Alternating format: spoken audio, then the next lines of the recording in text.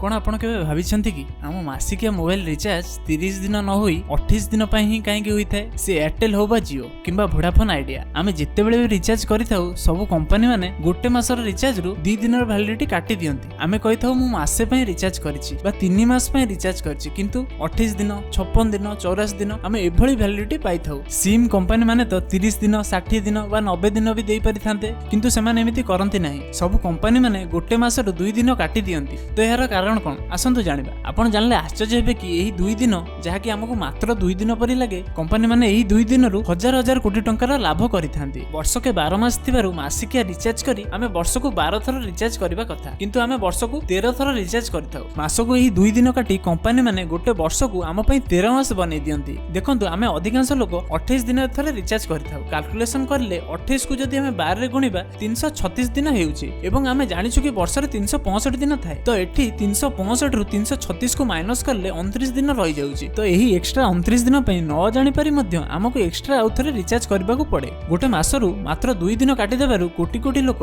वर्ष को 12 थर रिचार्ज न करी 13 थर रिचार्ज करथांती आ जोइथु पई कंपनी मानकर कोटी कोटी टंकार एक्स्ट्रा लाभ होइथाय जदि गोटे टेलीकॉम कंपनी रो 30 कोटी यूजर्स थांती तेबे एक्स्ट्रा मंथ पई एवरेज रिचार्ज प्लान नो प्राइस 199 टंका हेले गोटे कंपनी को 6000 कोटी रो लाभ होइथाय जाहाको हमकु जणा भी पड़ी नथाय तो एहा हेउची कंपनी मानकर गोटे स्मार्ट बिजनेस स्ट्रेटजी दर्शक बंधु कौन आपको ए विषय आगु जाना निश्चय कमेंट रे जणाइबे एमिति इन्फॉर्मेटिव वीडियो देखिया पे लाइक करी चैनल को सब्सक्राइब करिवे रहउची धन्यवाद।